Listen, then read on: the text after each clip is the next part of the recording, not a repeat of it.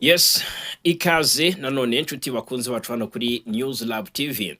Reka mbasuhuze ndetse mbifurize gukomera, bifurize kugira ibyiza byose bitangwa n'ikiganza cy'Uwiteka.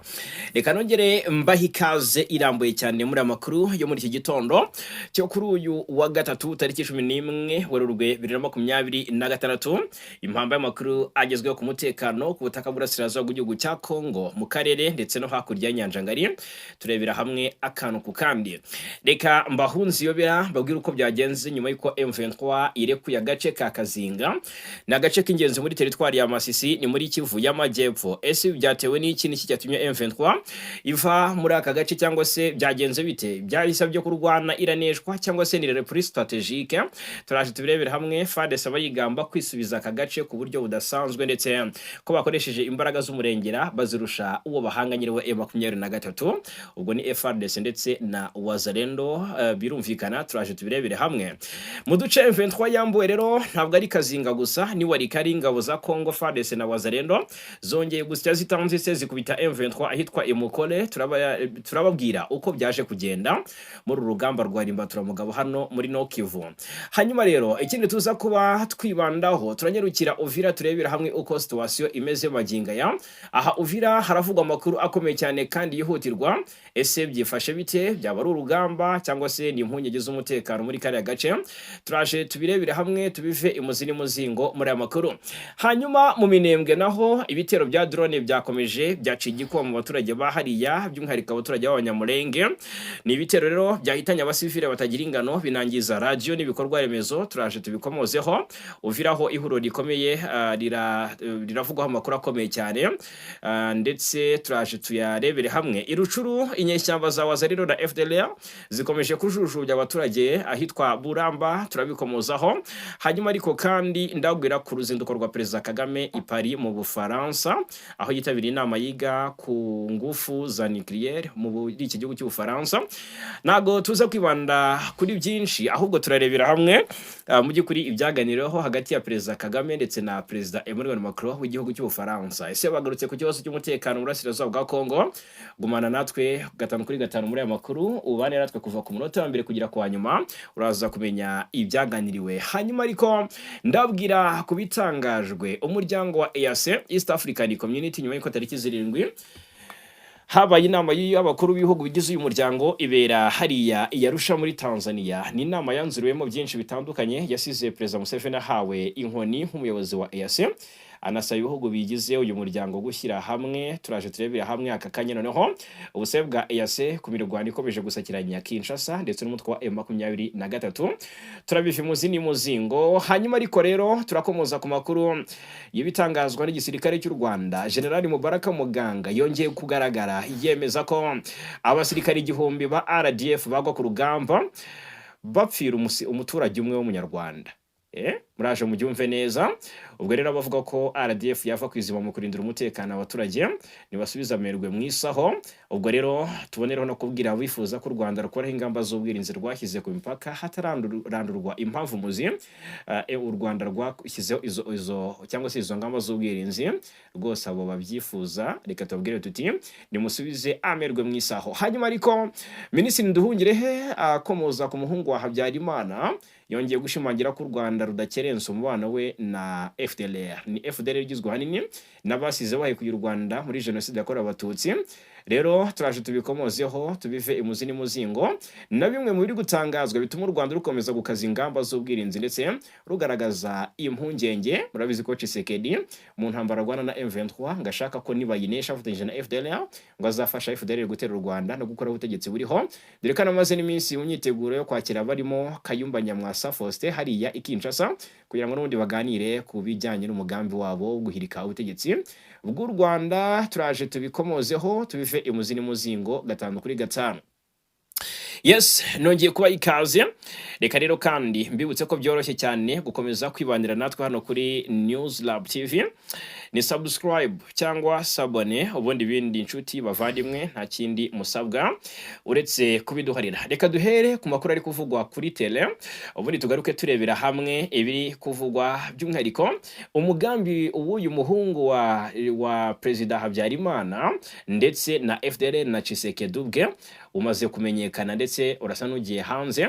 Ni ibintu u Rwanda rumaze iminsi rugarukaho cyangwa se ruganiriza amahanga cyangwa se rubwira isi yose, ariko Kinshasa ikaba ikomeje umurego nayo ubwayo. Ubwo rero turaje tubirebera hamwe. Biravuga ko uyu muhungu wa Habyarimana ari we Jean-Luc Habyarimana ngo ashobora kuzaba umuyobozi wa FDLR. Murabizi ko hamaze iminsi havugwa ko FDLR yamaze no guhindurirwa izina. Turaje tubirebere hamwe. Hanyuma reka duhere ku makuru ari kuvugwa kuri tele ku kibuga cy'imirwano mu bice by'ingenzi bya Kivu y'Amajyaruguru ndetse na Kivu y'Amajyepfo mpere i Masisi. Haravugwa amakuru akomeye cyane, ariko tubanze gato mu bice bya Rubaya. I Rubaya hongeye kuba inkangu, ndetse yaje ari inkangu simusiga karahutaka, nyuma y'uko murabizi ko mu gihe kitarenze ukwezi habaye inkangu ebyiri zahitanye abaturage bagera hejuru ya 400 cyangwa se babarirwa hejuru ya 400. Iyi nkangu yabaye ku wa mbere tariki 9 Werurwe. Nahoze mbona video y'ukuntu ibintu byadogereye byacitse, ukuntu inzu zasenyutse, ukuntu imibyare yagiye cyangwa se insina zagiye ziranduka, ibintu biteye agahinda cyane. Nanaganire n'uriyo atubwira ko rwose cyangwa se ambwira ko biteye impungenge cyane, bitewe n'ukuntu mu by'ukuri Rubaya imaze iminsi ishegeshwa n'ikibazo cy'umutekano, bitewe n'ukuntu mu by'ukuri Rubaya imaze iminsi iberamo cyangwa se igabwaho ibitero karahutaka, bitewe n'ukuntu Rubaya imaze iminsi ivugwamo amakuru y'umutekano muke, n'uburyo igisirikare cya Kongo cyambariye urugamba rwo kwisubiza iyi Rubaya. Bikaba bigaragara neza ko mu by'ukuri atari n'ikibazo cy'amasasu gusa, ahubwo ngo n'inkangu iri kugirira nabi abaturage. Hanyuma ariko bikavugwa neza ko amazu menshi yatwawe n'igitaka cyamanutse, ndetse n'ibintu byari bisigaye mu mazu ngo byangiritse bikomeye, bitewe n'imvura nyinshi yari maze iminsi igwa muri ako gace k'ubucukuzi bw'amabuye y'agaciro.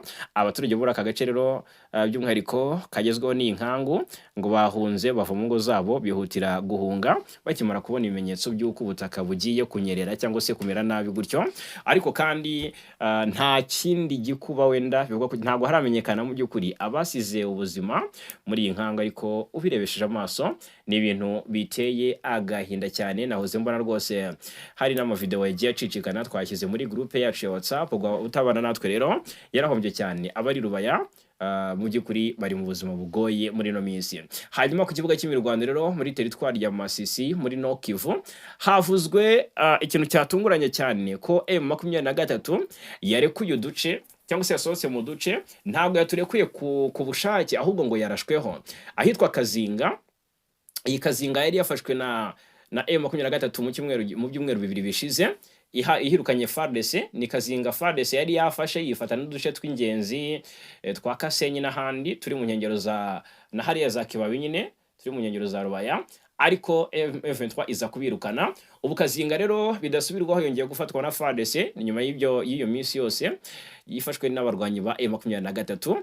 Iyi Kazinga ikaba ifite akamaro kanini mu murenge wa Oso Banyungu cyangwa se ahari muri teritwari ya Masisi muri Kivu ya ruguru.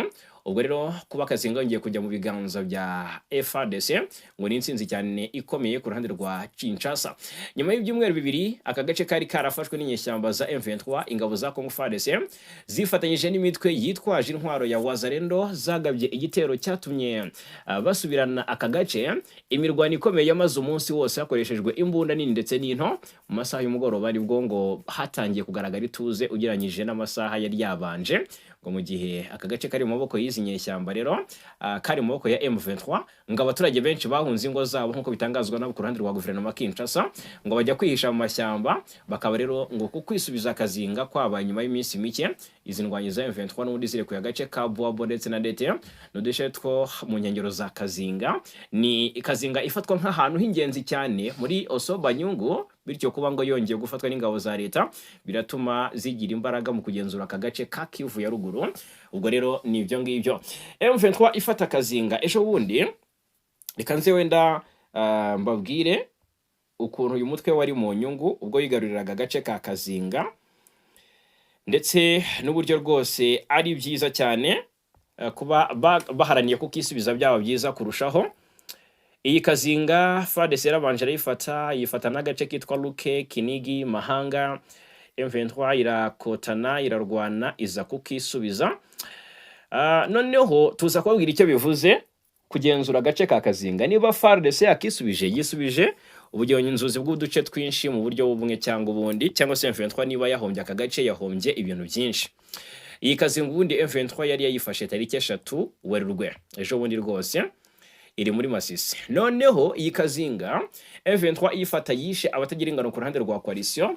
Hari na Colonel Ukwishatse, Colonel Ukwishatse wo muri FDLR nibwo yiciwe ahangaha muri imirwano ya Kazinga, na gace gakungaye cyane ku mabuye y'agaciro nyine kari mu nkengero za Rubaya n'ubundi. Amakuru akavuga ko M23 zagafashe ziturutse mu bice bya Ndete ndetse na Gasopo. Ibi bice bya Ndete na Gasopo budakeye kangahe M23 iri kugenzura Kazinga, kandi urumva ko ari byo bateye baturutsemo bajya gufata Kazinga, baje kubirekura. Noneho bamaze kubirekura byari kuwa kabiri, mbere yuko haba imirwano ikomeye yanumvikanyemo ibibunda biremereye, byasize n'ubundi M23 ikomeje kurinda utwo duce. Noneho Kazinga M23 yaje cyangwa se M23 yaje kwisubiza aka gace ka Kazinga. Hari hasanzwe habamo ibirindiro by'ingenzi biherereye muri iyi sekiteri ya Oso Banyungu. Noneho aka gace aho gaherereye nuko ngo gashobora gufungura inzira igana hitwa Buhimba, ni muri groupement ya Walowa Yungu, iherereye muri teritwari ya Walikale muri Nord Kivu, ndetse unagana muri Gatoyi ni majyepfo ya teritwari ya Masisi. Noneho ubwo rero gufata kariya gace by'umwihariko byatumye M23 isigasira ibirindiro byayo muri mpande eshatu ihuriweho n'uduce tw'ingenzi. Hangaha barangaragariza agace ka Buhimba, Gatoyi ndetse na Kazinga n'ubundi. Ndagira ngo mu byumve neza, FARDC niba yigaruriye aka gace yakambuye M23, ubwo birahita byicurika nyine. M23 yari ifite ububasha cyangwa se yari ifite amahirwe yo kuba yagira ubugenzuzi cyane se yarebesha amaso uko byifashe mu birindiro bitandukanye muri mpande eshatu ihuriweho n'uduce tw'ingenzi twa Buhimba, Gatoyi ndetse na Kazinga. Ubu rero izo position M23 yarimo niba zitakaje, ubu zirimo igisirikare cya Congo FARDC ndetse n'abazarendo, birumvikana cyane. Ibi bigaha coalition yari iherutse mu by'ukuri kwirukanwa mu duce twa Luke ndetse na Kasenyi ubushobozi bwo kwagurira ibikorwa byawo mu zindi groupement zirimo iya Walowa Yungu, Walowa Uloba ndetse na Walowa zose zo muri teritwari ya Walikale. Nimba bwira ngo M23 yatakaje agace k'ingenzi, ntimugire ngo ndi kure y'ukuri. Uyu mutwe wahombye cyane nuko wo utagira icyo bivuga, utaragira icyo bivuga hariko cyangwa se bakaba bafite n'ubundi buryo baza gukoresha kugira ngo bayisubize, ariko iki ni igihombo gikomeye cyane ku ruhande rw'intare za Sarambwe. Muri Walikale naho havuzwe amakuru yo gutakaza uduce. Bwaragira ngo mbanze ntangire kuri izi nkuru zigaragaza uburyo umutwe wa M23 watesetse cyangwa se utigeze witwara neza ku mirongo y'urugamba hariya muri Nord Kivu. Walikale ingabo za Congo FARDC ziravuga ko ngo zafasha agace kitwa ngo ni Mukole. Aka gace kari muri teritwari ya Walikale ni nyuma y'imirwano na M23, ntabwo ari withdraw mw'abantu mwe. Noneho ngo abarwanyi ba M23 birukanwe ku birindiro byaho bya Mukole, byari biri birindiro bikomeye cyane muri mu gace kitwa ngo ni Balindu, ni muri groupement ya Kisimba, ni muri teritwari ya Walikale, ni muri Nord Kivu. Ibi ngo byabaye nyuma y'imirwano yari ikomeye yabaye kuva ku wa mbere tariki 9 Werurwe no mu gitondo cyo kwa kabiri tariki 10 Werurwe. Ubwo rero hagati y'abarwanyi ba M23 ndetse n'ingabo za leta Congo FARDC n'imitwe twaje intwaro ya wazarendo bafatanya.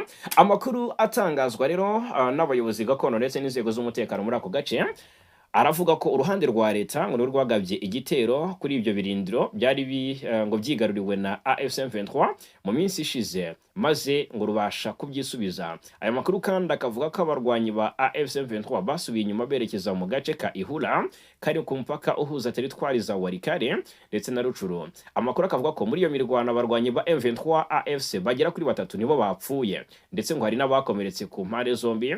Iyi mirwano kandi yanateye abaturage benshi guhunga. Abaturage ba Mukole abenshi bahungiye mu mashyamba kugira ngo barinde cyangwa se birinde imirwano bakiza amagara yabo. Mu gitondo cyo kuri wa kabiri rero byavuzwe ko hari hacyumvikana urusaku rw'amasasu, ariko byageze mu masaha y'igicamunsi ituze nibwo ryongeye kugaragara muri ako gace ka Mukole nk'uko amakuru atangazwa n'abaturage bivuga. Gusa nubwo benshi mu bahatuye bakiri aho bahungiye ngo kwisubiza Mukole biha ingabo za FARDC na wazalendo amahirwe menshi yo kugenzura uduce tw'ingenzi dutandukanye turi hafi aho, harimo Ihula. Ubu ngubu ni bafite Mukole Ihula bafite amahirwe 70%, bafite Kalonge ni muri Warikare, bafite Kalembe muri teritwari ya Masisi. Iyi Kalembe na Kalonge ni muri Warikare, Kalembe ni muri teritwari ya Masisi, ariko ni ibice bigiye byegeranye. Biravuga ko M23 rwose yishatse yakurayo amaso kubera ko FARDC yafashe ahamwe mu hantu hadrivinga ahandi, cyangwa se hatuma FARDC igenzura n'ahandi mu buryo bworoshye. Aha hose hakaba hakiri muri maboko y'abarwanyi ba M23, ariko birakira M23 muri position mbi cyane yo kuba yagabwaho ibitero byayigiraho ingaruka, igatakaza abasirikare cyangwa se ikazisama yasandaye. Nibyo ngibyo biri kuvugwa muri Nord Kivu, muri teritwari ya Warikare ndetse no muri teritwari ya Masisi, akaba rero n'ubundi ari muri Kivu y'Amajyaruguru mu burasirazuba bwa Kongo. Reka ninyabye Rucuru mbabwire uko bigenze, duhita dutemba twerekeza muri Kivu y'Amajyepfo, turebera hamwe uko situation imeze. Irucuru havuzwe naho icyitwa isasu, icyitwa imirwano karahabutaka. Inyeshyamba za Wazalendo na FDLR zikomeje gusubiranamo, ariko nyuma yuko nazo ubwazo ziri mu bikorwa by'ubusahuzi buri gukorwa uko bwije no ko bukeye muri teritwari. Abatuye mu mudugudu wa Buramba muri groupement ya Binza, sheferi ya Bwisha muri Rucuru, hakomeje cyangwa se bakomeje gutaka bivohotera umutekano muke uterwa n'inyeshyamba za Wazalendo na FDLR zikomeje kubahohotera. Nuko ngaha biravuga ko ngo abahohoterwa kenshi bashinjwa gukorana na M23. Amakuru amwe akavuga ko imitwe y'inyeshyamba ibarizwa mu bihuru cyangwa se iba mu bihuru byegereye hano Buramba ariyo ihungabanya umutekano. None inyeshyamba za Wazalendo na FDLR nizo zitungwa gatoki. Hejuru yo gucengera mu baturage mu masaha y'ijoro nk'uko tubikesha Kivu Morning Post, izi nyeshyamba zitwaje intwaro ngo zinatera mu by'ukuri abakoresha umuhanda wa Kiwanja Ishasha nk'ahitwa Katoro hafi ya Katwiguru ndetse n'ahitwa Chabafu, aho ibitero cyangwa se igitero giherutse cyabaye ku cyumweru tariki 8 Werurwe 2026. Umwe mu baturage utifuje ko amazina yatangazwa ku mpamvu z'umutekano w'ubwite akagira ati: "Hani wacu byabaye akamenyero by'umwihariko gusahura no gushimuta ibikorwa by'abantu bitwaje intwaro, gusahura no gushimuta bikorwa n'abantu bitwaje intwaro ba Wazalendo na FDLR baracyari hafi y'umudugudu." Biravuga ko ibi bikorwa bikorerwa mu bice bigenzurwa na M23 kandi ko bikomeje guteza impungenge mu baturage baho. Ibikorwa by'ubuhinzi byarahagaze mu gice cy'amajyaruguru y'uyu mudugudu, aho abaturage batinya kwicwa uko bwije nuko bukeye. Ni ibice bivuga ko rwose Abazalendo n'aba FDLR bakidegembyamo, bagikoramo ibikorwa by'ubugizi bwa nabi. Ubwo rero abaturage barasaba gutabarwa. Twerekeze muri Sud Kivu, naho haravugwa amakuru. Reka duhere ahangaha ni Uvira nyuma yuko bimaze kumenyerwa cyangwa se twabivuzeho cyane ku munsi w'ejo. Namwe makuru twiriwe tugarukaho tubwira ko Uvira abaturage benshi bari barahungiye mu Burundi bahunze imirwano ya M23 na FARDC batangiye kugaruka, bagera ku 22 batahutse bambutse hari akavimvira hari agatumba batashye. Ariko noneho ikigezweho ni ibiri gutangazwa nk'impuruza muri bino bice bya Uvira, ni muri Kivu y'Amajyepfo. Uvira rero biravugwa neza. Abagore b'abanyamurenge by'umwihariko ndetse n'abandi banyekongo muri Uvira bahurije ku butumwa bw'amahoro n'ubumwe, bari kwitangira ubutumwa bugira buti. Ni kinyamakuru Minembwe Capital News cyanditse iyi nkuru, bivuga ko tariki 8 Werurwe ni ku munsi mpuzamahanga w'umugore, ikizwi nka International Women's Day. Abagore b'abanyamurenge batuye muri Uvira muri ntara Kivu y'Amajyepfo bahuriye mu gikorwa cyihariye cyo kwizihiza uwo munsi, bagaragaza icyifuzo cyabo cyo kubona amahoro arambye, ubumwe n'urukundo hagati y'amoko yose atuye mu burasirazuba bwa Repubulika ya Demokarasi ya Kongo. Byabaye mu buryo bwo kugaragaza ubufatanye bw'abagore b'amoko atandukanye, aho abagore b'abanyamurenge bafatanyije n'abandi banyekongokazi barimo n'abafurero rwose n'ababembe ndetse n'abandi bakomoka mu yandi moko atandukanye atuye muri kariya karere. Rero ubutumwa bwabo batanze cyane bwibanze ku gushishikariza abaturage bose muri rusange gushyira imbere ubumwe, bakabana mu mahoro ndetse bakubahana no gukemura amakimbirane binyuze mu nzira z'amahoro, akaba ari byo byakorwa hakirindwa amacakubiri. Abitabiriye iki gikorwa rero bari bagaragaje ko nubwo akarere kabo kakomeje guhura n'ibibazo by'umutekano muke, abagore bafite uruhare rukomeye mu guharanira amahoro n'ubwigenge mu miryango no mu baturage muri rusange.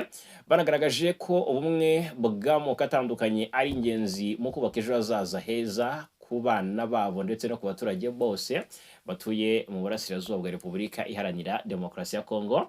Bagiye bagaragaza ibyifuzo bati turifuza kubaho neza dutekanye, turifuza kubaho nta bibazo, nta guhangayika, turifuza kubaho tutagabwaho ibitero, turifuza kubaho mu buryo bwiza nk'uko umunyekongo wese abikwiye. Hanyuma ubwo reka turebera hamwe ikindi kiri kuvugwa. Noneho reka twibande cyane ku busabe bwa EAC bwo tudere twinjira mu bya FDLR n'u Rwanda bikomeje kuba gaterera nzamba kanye na wanzamba. Umuryango wa Afrika y'Uburasirazuba EAC nawo wasabye impande ziri mu makimbirane yo mu burasirazuba bwa Repubulika ya Demokarasi ya Kongo gutanga agahenge nyuma y'igihe kirekire hatumvikana ijwi ryawo. Ni icyifuzo cya EAC cyatangajwe nyuma y'inama ya 25 y'abakuru b'ibihugu by'uwo muryango yabereye i Arusha muri Tanzania kuwa 6 tariki 7 Werurwe. Kuri ubu rero imirwanire cyakomeje mu burasirazuba bwa Kongo hagati y'inyeshyamba z'umutwe wa M23 n'ihuriro ry'ingabo zirwana ku ruhande rwa leta Kinshasa. Inyeshyamba zishinja kugaba ibitero mu bice bitandukanye bituwe n'abaturage benshi ndetse no kurenga ku gahenge. Kuwa mbere tariki 9 Werurwe M23 biciye muri Lawrence Kanyuka uyivugira yashinje ingabo za leta kugaba ibitero bya drone muri centre ya Minembwe mu ntara ya Kivu y'Amajyepfo. Ubwo rero itangazo ry'inama y'abakuru b'ibihugu bya EAC rivuga ko iriya nama ngo yahamagariye impande zose ziri mu makimbirane yo burasirazuba bwa Kongo guhagarika imirwano no kubahiriza gahenge ako kanya, irashimangira kwishyigikiye ko amakimbirane yabo yakemurwa mu nzira y'amahoro. Itangazo ry'inama ya EAC kandi rivuga ko abakuru b'ibihugu bakiriye raporo yerekana aho ishyirwa mu bikorwa ry'icyemezo cyari cyafashwe mbere rigeze kijyanye n'ibiganiro bya Nairobi biyobowe na EAC. Ni ibiganiro byitwa ko bigamije kugarura amahoro mu burasirazuba bwa Repubulika Iharanira Demokarasi ya Kongo. Ubwo rero amakuru mu by'ukuri aravuga ko abakuru b'ibihugu banashimiye intambwe zimaze guterwa mu kugarura amahoro n'umutekano muri ako gace. Ni mu gihe umutekano mu burasirazuba bwa Kongo ukomeje kuba mubi cyane bitewe n'imirwano ikomeje kubica bigacika hagati y'impande zihanganye. Imirwano ikomeje kugira ingaruka zikomeye ku mibereho y'abaturage ndetse no kurushaho kongera ibibazo by'ubutabazi bwihuse. Ni Kinshasa ku ruhande rwayo yakunze gushimangira ko ingabo zayo zikomeje kwitwara neza imbere y'icyo bwita imyitwarire y'intambara mu by'ukuri y'ihuriro AFC M23. Ni imyitwarire Kinshasa ivuga ko igaragarira mu gusahura umutungo kamere w'agaciro kanini mu bice inyeshyamba zigenzura ndetse no kutubahiriza kenshi agahenge binyuze mu bitero bisubirwamo kenshi. Ku rundi ruhande umutwe wa M23 wo ugaragaza ko hakiri ikibazo gikomeye cyo kutavuga rumwe hagati y'impande zombi, nubwo zose zivuga ko ziri mu biganiro bigamije amahoro birimo ibya Doha ndetse n'ibyobowe na leta ya Qatar birumvikana. Hanyuma ubwo ngubwo nibyo ngibyo tugaruke. Perezida Kagame yerekeje i Paris mu Bufaransa ku munsi w'ejo rwose mu masaha ya gicamunsi yari yagezeyo kuri uyu wa kabiri nyine yanaganire na Perezida Emmanuel Macron w'Ubufaransa. Utese ubwo baganira iki kandi Macron afasha igihugu cya Kongo muri intambara? Murabizi ko Abafaransa bohereje ingabo muri iki gihugu cya Repubulika Iharanira Demokarasi ya Kongo. Murabizi neza ko mu by'ukuri ni kimwe mu byagiye bigarukwaho. Hanyuma abakuru b'ibihugu byombi rero bahuriye Paris mu Bufaransa habereye inama ya kabiri mpuzamahanga yiga ku ngufu za nucléaire. Perezida w'u Rwanda rero Perezidansi y'u Rwanda ibinyujije ku rubuga rwayo rwa X yavuze ko ba perezida bombi, Perezida Tshisekedi ndetse na Macron baganiriye ku mubano ukomeye kandi utanga umusaruro uri hagati y'u Rwanda n'Ubufaransa. Hanyuma yunzemo ko abakuru b'ibihugu byombi banaganire ku mutekano wo mu karere, harimo n'ibikenewe kugira ngo imbaraga zikomeye zikemure impamvu muziza umutekano muke. U Rwanda n'Ubufaransa bikaba bisanzwe bifitanye imibanire myiza mu nzego zitandukanye. Muri 2024 Ubufaransa bwasinyanye amasezerano y'ubufatanye mu iterambere n'u Rwanda, aho buzatanga miliyoni 400 z'amayero azafasha mu guteza imbere ibikorwa by'uburezi, ubuvuzi ndetse no guhangana n'imihindagurikire y'ikirere mu gihe cy'imyaka 5. Muri uwo mwaka kandi ishyirahamwe ry'umukino wa tennis mu Rwanda n'iry'Ubufaransa ryasinyanye amasezerano y'ubufatanye ku ya 29 Gicurasi agamije guteza imbere uyu mukino mu bihugu byombi. Muri 2023 leta y'Ubufaransa binyuze mu kigega cyayo gishinzwe Ubufaransa Agence Française de Développement ni AFD rero yasinye na guverinoma y'u Rwanda amasezerano y'inguzanyo ya miliyoni 75 z'amayero azifashishwa havugururwa ibitaro bya Ruhengeri. Hasinywe kandi amasezerano ya miliyoni 16 z'amayero azifashishwa mu guteza imbere ibikorwa remezo mu turere two mu cyaro. Umubano w'ibihugu byombi rero warushijeho kujya ku murongo mwiza nyuma y'uruzinduko rw'amateka Perezida Macron yagiriye mu Rwanda muri Gicurasi 2021. Muri Kamena 2024 Perezida Kagame yakiriwe na Perezida Emmanuel Macron w'Ubufaransa mu biro bye. Mu kwakira k'uwo mwaka kandi Perezida Kagame na Madame Jeannette Kagame bitabiriye inama ya 19 y'abakuru b'ibihugu na za guverinoma bikoresha ururimi rw'igifaransa byibumbiye mu muryango OIF. Iby'umubano w'u Rwanda n'Ubufaransa byo ni byinshi, ibishimangira ko ibihugu byombi bibanye neza ni byinshi. Hanyuma ariko mu Bufaransa nabuze mbona urukiko rutera utwatsi ubusabe bwa Sarkozy ku bihano yahawe.